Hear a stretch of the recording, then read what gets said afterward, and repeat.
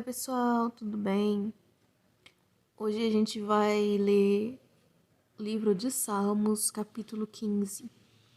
Integridade e comunhão com Deus. Senhor, quem habitará no teu tabernáculo? Quem poderá morar no teu santo monte? Aquele que vive com integridade, pratica justiça e fala a verdade de coração. Que não difama com a língua, nem faz o mal ao próximo, nem calunia seu amigo. Então, Davi, ele faz uma pergunta, né? E ele mesmo dá a resposta. Então, a gente tem aqui a resposta, né? Às vezes a gente vê muitas pessoas tendo essa dúvida, né? Às vezes até achando assim que a gente não precisa fazer nada para ir para o céu, porque assim, ninguém é perfeito, ninguém é merecedor, então a gente não precisa fazer nada não, né? Para ir morar no céu. E aqui Davi já deixa, né, a resposta. Aquele cujos olhos rejeitam o desprezível, mas que também honra os que temem o Senhor, o que não volta atrás, mesmo quando jura com prejuízo, que não empresta seu dinheiro exigindo juros, nem recebe suborno contra o inocente. Aquele que agir assim nunca será abalado.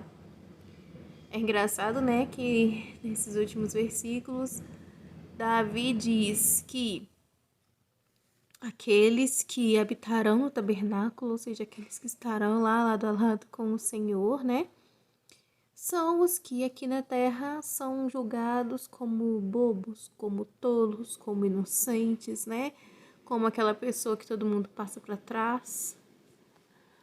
E, né, porque é aquele, olha só aqui no versículo 4, né, o que não volta atrás, mesmo quando jura com prejuízo. Então, assim, jurar com prejuízo já é visto pela sociedade que a gente vive como sendo uma pessoa boba, para não usar um termo mais pesado ainda, né? E ainda nem voltar atrás, porque o que a gente ouve é o mundo dos espertos, né? Então, a gente tem que ser esperto. Se você tá levando prejuízo por causa de outra pessoa, você não é esperto, você é o bobo, né? E você está perdendo. E quem está ganhando é aquele que está te passando para trás. Só que a loucura, né, a sabedoria de Deus é loucura para os homens. Então, isso que para os homens é loucura, para Deus é sabedoria.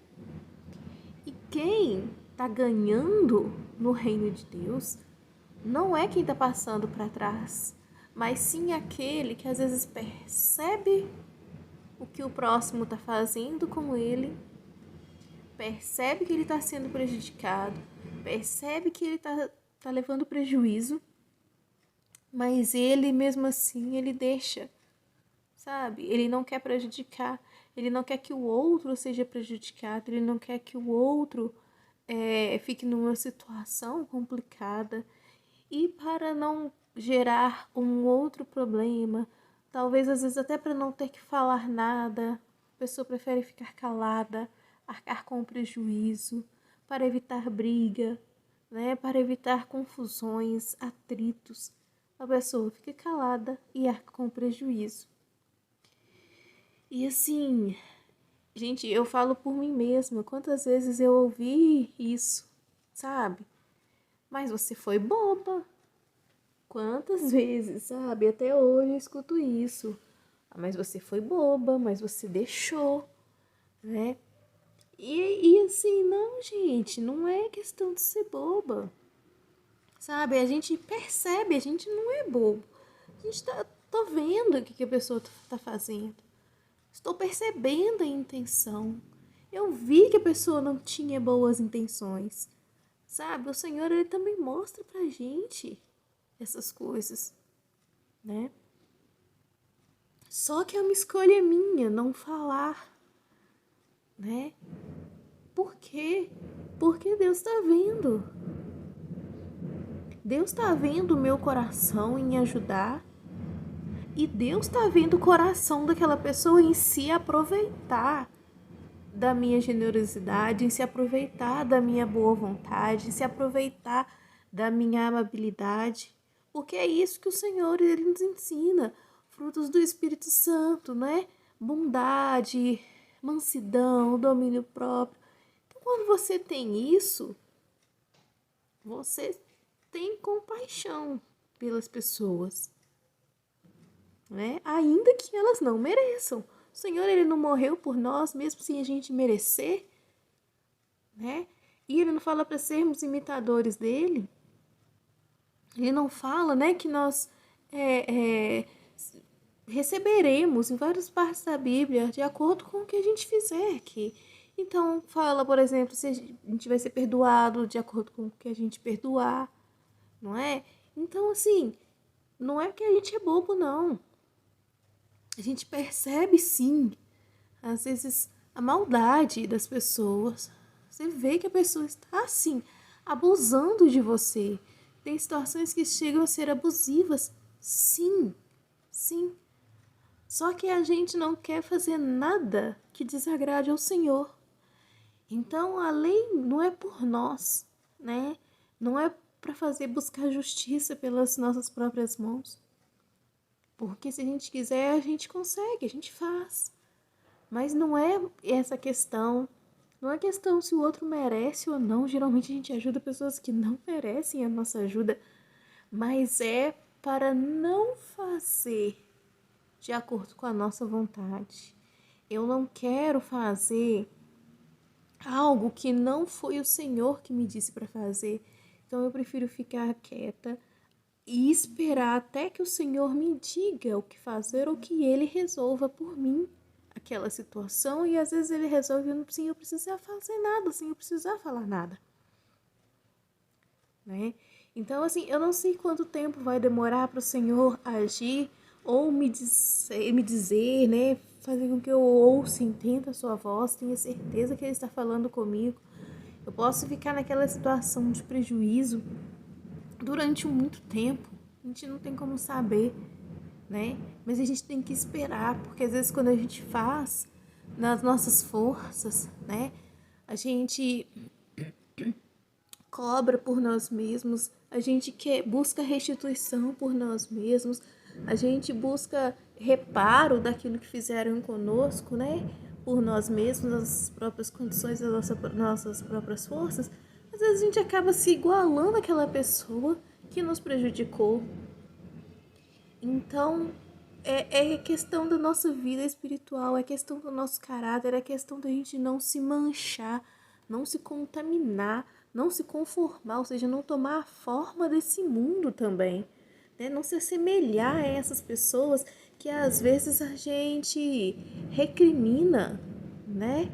Então, assim, se eu considero que essa pessoa está agindo errado, eu vou fazer como ela porque ela me prejudicou, eu também vou atrás e vou fazer alguma coisa? Não. Eu preciso crer que Deus está vendo e que Deus é justo. Deus é amor, Ele ama essa pessoa que me prejudicou, mas Ele também me ama. E Ele vai agir com justiça na minha causa. Vamos orar ao Senhor, Pai. Nós agradecemos, Senhor, porque o Senhor é um Deus de amor, porque o Senhor é um Deus de paz, porque o Senhor é um Deus de justiça, porque o Senhor é um Deus que não desampara o necessitado. E nós pedimos ao Senhor que o Senhor olhe por nós, Pai, como justo juiz, Senhor. Venha, Pai amado, resolver a nossa causa, Pai. Venha, Deus amado, defender, Senhor Jesus, diante do Pai a nossa causa, Senhor. Seja vista, Senhor, a situação em que nós estamos, ó Pai. Que o Senhor, ó Deus, venha agir por nós. Ah, Deus, nós oramos, nós pedimos, ó Pai, nesse momento. Deus, olhe para a nossa vida, Deus. Veja, Pai amado, a situação, ó Deus, que estamos por causa de outras pessoas, ó Pai. Quantas vezes, Deus, nós ajudamos, ó Pai amado, e fomos prejudicados. Quantas vezes, ó Deus amado, nós vemos que pessoas estão, ó Deus, sendo abusivas conosco, Pai. Não nos deixe continuar nessa situação, Senhor. Não nos deixe continuar, mas também não nos deixe pecar nesse momento, Pai. Porque mais importante, ó Deus amado, do que isso é a nossa salvação. Porque as coisas desse mundo são passageiras, ó Deus. Nós sabemos disso, Pai. Mas nós clamamos ao Senhor, ó Deus, que o Senhor intervenha a nosso favor, Pai, nesse sofrimento, Deus, nessa dificuldade, Pai, nesse mal que nós estamos colhendo, ó Deus, sem ter plantado, Pai. Que a tua justiça, ó Deus, venha se fazer presente nas nossas vidas. Em nome de Jesus. Em nome de Jesus. Amém. Amém. Tchau, gente. Até o próximo. Beijo. Fiquem com Deus.